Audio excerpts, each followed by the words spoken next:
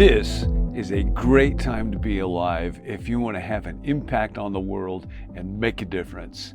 And we're learning about this all the time, and we're all counting on pretty much one word. Forbes magazine in 2018 said that $86.7 billion was spent on leadership development, on leadership training programs. Our most revered institutions are devoted to this. Harvard Law School says that in its mission statement, it is devoted to training leaders in the legal profession, not lawyers, but leaders that are there. Harvard Medical School says that they exist in order to create a nurturing community of leaders in the health profession, not doctors.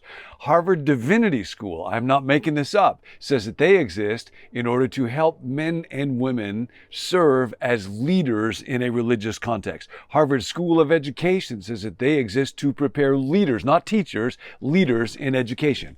Now, lest Yale be left behind in this, Yale University has a leadership institute, a women's leadership initiative, a global health leadership initiative, chief executive leadership institute, and an MBA in leadership of healthcare. Dartmouth says that the reason that they exist is to create lifelong learners and leaders. University of Virginia, Georgetown, I can't begin. There's hardly an organization, educational, university, college, that doesn't have some kind of a center or institute to develop leadership. Lead America says that they are the leading organization to help high school and middle school students learn to become leaders. There's a girls' leadership initiative. There are periodicals like the Leadership Quarterly, Journal of Leadership and Organizational Studies, Leadership, which is a British periodical. And in the church world, there actually is a periodical called the Leadership Journal, which I happened for a time to be an editor at large of. If you Google leadership skills for children, you will get 165 million entries in 0.55 seconds. And there are books that are being written that have been published with titles like How to Raise a Leader. This is for children. Leadership for Kids. I Am a Leader. From Sesame Street to Wall Street. Actually, that one I made up. I don't think anybody's written it yet, but if they did, they would probably make a whole lot of money. And you have the same kind of thing in the church world. 45 million resources come up in less than half a second if you Google church leadership resources. And they tend to look quite a lot like secular leadership resources. Barbara Kellerman has written a book called The End of Leadership. She's at Harvard Business School. And she refers to what she calls the leadership industry. There are more programs, centers, institutes, classes, seminars, blogs, conferences, retreats, webinars, TED Talks, consultants, coaches who can guide you into leadership than ever before. She said in 1980, there were 3 books published on leadership. By the end of that decade, it was 23 in a year. Now, way too many resources to be able to count. So what all of this means is, at least we got one thing going for us. As messed up as our world is, as troubled as it is, as many problems as we have from places all around the globe, at least we have great leaders in place. At least, thanks to untold billions of dollars being spent on developing them, every government, every office, every political position, every educational university, every church, every family has a great leader in the spot where they're needed. Our leaders have never been so effective, so sharp, so healthy, so happy, so well educated, so well prepared, so well trusted, right? Well, strangely enough, not so much. Turns out that back in the 1950s and 60s, when people were asked, can you trust the federal government to do the right thing? About 70% of us said yes. By 2011, it was 15%. About that same time, 77% of all Americans said that we are in a leadership crisis. And in the corporate front, it's actually worse. Barbara Kellerman says that only 7% of employees said that they could trust their employers, leaders, and managers.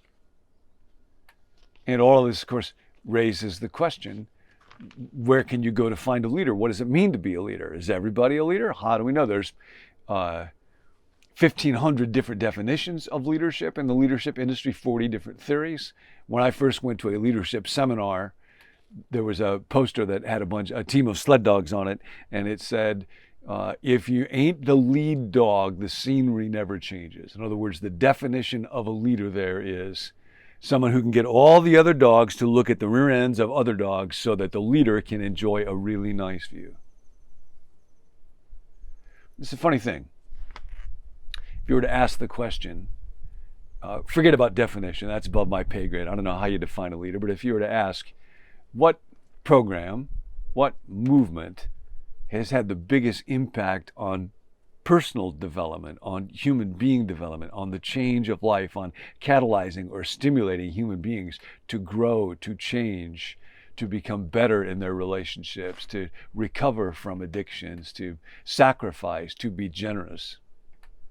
Hands down, whatever you think about this movement, it would be one day when a carpenter in Nazareth closed up his shop and became a rabbi and went from one person to another and offered a single opportunity: follow me.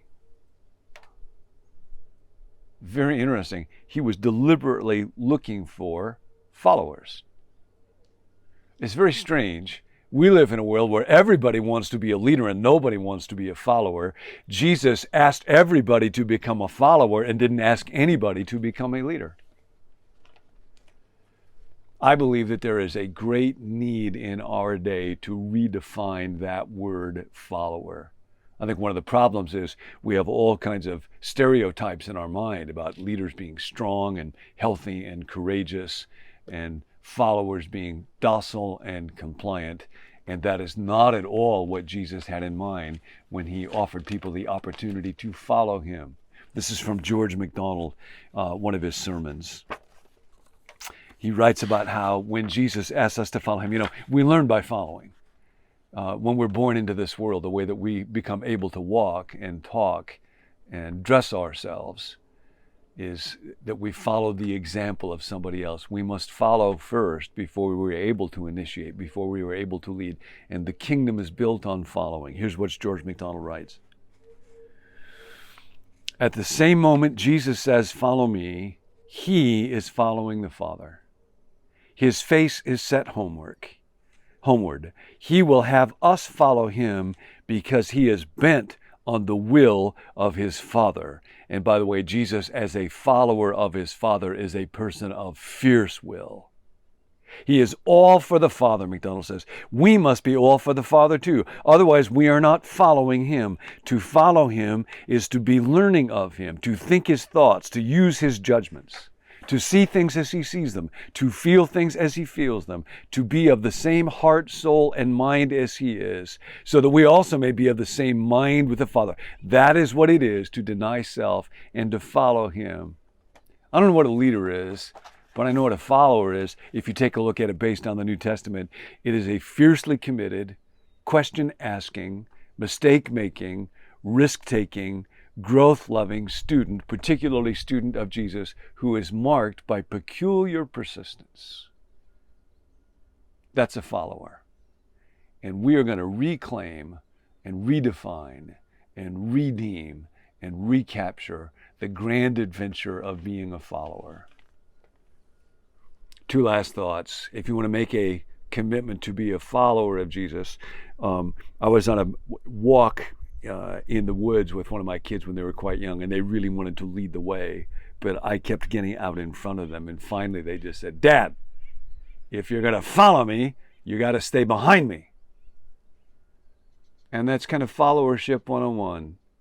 We all will follow someone. We follow causes, we follow values, we follow our heart's devotions.